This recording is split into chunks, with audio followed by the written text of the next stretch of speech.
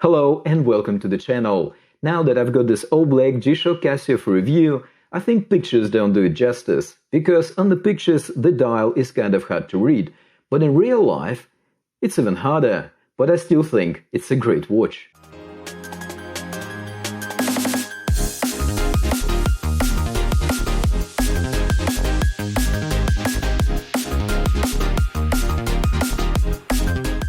Hi and welcome to the channel. If you're already subscribed, thank you and very warm welcome back. And if you're new here, please make sure to hit that subscribe button. It does help us to bring you more reviews. Few times I came really close to buying this watch, but either it wasn't available or the price wasn't right. And then, out of the blue, Wes Knows, a tech review channel, reached out and asked if we would be interested to do a review of this all-black Casio.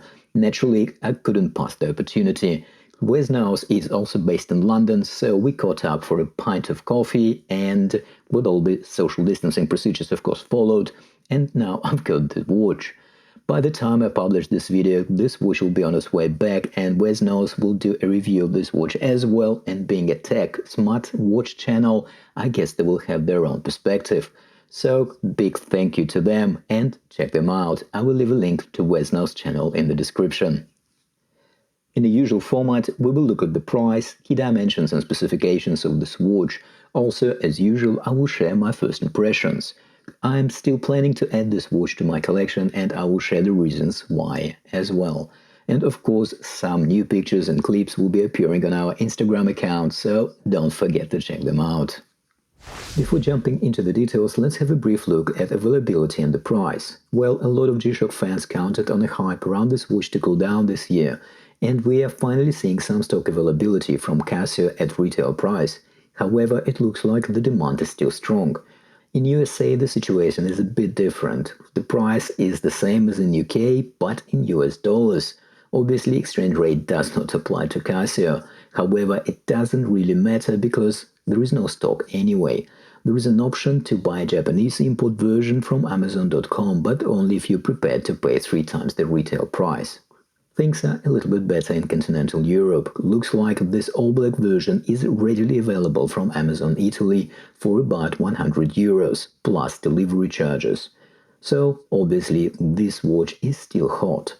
Also, Casio added some new color combination variants to the lineup, and by the look of it, color and bezel attachment is pretty much the key differences here. And by the way, the availability of the new added variants is not much better than this all-black Casio that we have here for review. Casio insists that this watch is giving homage to the original DW5000 series. Right, we believe you, Casio. That's why the watch community nicknamed this watch Casio Oak. I have another original here, and oh boy, I cannot help but see a common and Gerald Genta influence.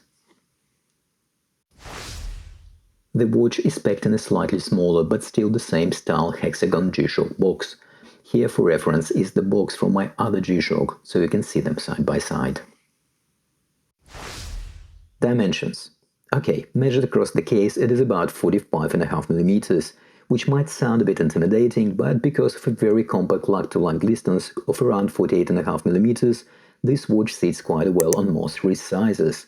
This is also considered the thinnest G-Shock. We can see that the case height is 11.8mm, which is slim for a G-Shock. As a comparison, I have B5600 here, which has classic square G-Shock dimensions, and it is 12.8mm in height, about 1mm difference. We have pretty much standard G-Shock rubber strap here, which tapers down to about 19mm. The rubber strap is long enough to cover wrists from about 6 inches up to about 8.5 inches, or just over 21 centimeters. On the supplied rubber strap, watch weighs, as advertised, bang on 51 gram. Again, just to compare this to my other G-Shock, which is considered one of the compact G-Shocks, the B5600 weighs 79 grams on the bracelet, adjusted to my 7-inch wrist. Moving on to the movement and functionality, being a digital watch, Casio included a number of functions that we've got quite accustomed to see in Casio G-Shocks, and also a few functions specific to this model, especially when it comes to setting the analog hands. As an example of some functions included, we have number 1, tracking different time zones, and this watch has 31 time zone and 48 cities that we can choose from. Countdown timer, stopwatch with a split time chronograph and ability to register first and second place. We can set up to 5 alarms and hourly chime. Because we have analog and digital display, we can actually display 2 different time zones at the same time. A bit more thought went into the display backlight as well. First, we can adjust how long it will stay on once activated, and it's either 1.5 seconds or 3 seconds. Then there are 2 actual lights. One backlight for the digital display and another one to light up the face of the watch to make the analog hands visible as well. Of course, we have a little party trick of moving the hands just in case they cover the digital or weekly day displays. Battery in this watch can last up to 3 years.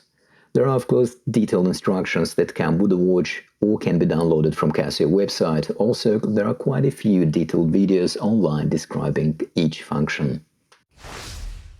Dial. Well, this is where things get really interesting. So, if you're a bit on the conservative side like myself and still believe that you should at very least see what time it is at a glance on your 100-pound timekeeping machine, then the 1A black and white model should do the job. At least it has quite hour markers. However, for the ultimate cool, you will need to go for this 1A1 full stealth dial color scheme, so no one can have a sneak peek at your watch and figure out what time it is, including yourself. And I mean, it took me a few seconds to realize that I was holding this baby upside down the first time I took it out of the package. But maybe it's just me. No matter the legibility, looks like for the ultimate cool, this is one to go for, and this one that gets the highest praises and reviews. Taking a closer look at the dial, it looks like quite a bit of effort went into its construction. The whole dial is considerably three-dimensional and has quite interesting design. There are no QC issues that I can pick up, and by the way, the lume on those SWAT hands is very decent. Casio uses what they call near bright. It does a good job in helping the legibility when moving from brightly lit area to a dark one. It is a shame they didn't apply any lume to hour markers, even partially. That could have made a difference. We have a day of the week indicator at 9 o'clock position and the digital display located in the 3 to 6 o'clock quadrant. Wording on the dial is done in a grey stealthy color, keeping up with the overall aesthetics of this watch. We have nice and flat mineral glass here, which is recessed and surrounded by the raised hexagon bezel for better protection. No anti-reflective coating to speak of, not that we can see the dial anyway, so not a biggie in my books. Well, technically what looks like a fixed bezel is actually part of the watch case. However, on the new variants of this hexagon Casio series, there are applied bezels, which basically just means that the bezel is not part of the monolith case cover, but actually glued on top of it.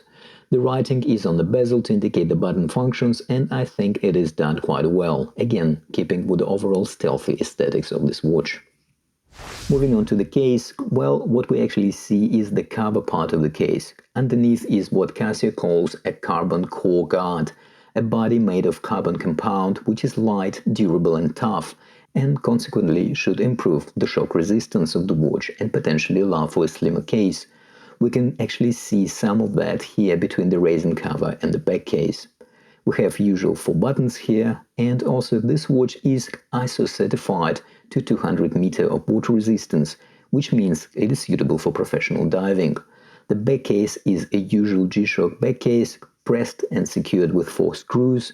Now the B5600 has slightly more premium back case. This is not a comparison video, but just to give you an idea on different types of back cases Casio uses, here it is. By the way, I will put a link to a full review of this watch in the description. Taking a bit closer look at the rubber band features, it has kind of standard G-Shock rubber strap with standard attachment that has 16mm spring bars. However, in this case it does have a quick release as well. Casio offers few different color options of the bracelet, so a quick release will come in handy if you have other color straps and want within minutes change the look of the watch. And we also have a matte metal buckle. So why did I say in the beginning of this video that I could consider buying this watch? Well, even though Casio says that this watch based on the DW5000 series, this watch has a set of quite distinctive features and a distinctive look, and in my humble opinion represents maybe a small but still a milestone in Casio products. And as we know, models that represent a milestone in the watch world usually become collectibles. Not always, but quite often. Hence, this is not only a cool watch, but a potential collectible. And of course, the entry price is quite affordable compared to other collectibles of this world. So, what are your thoughts? Are you considering this watch for your collection, or will you pass this one by? Please let us know in the comments.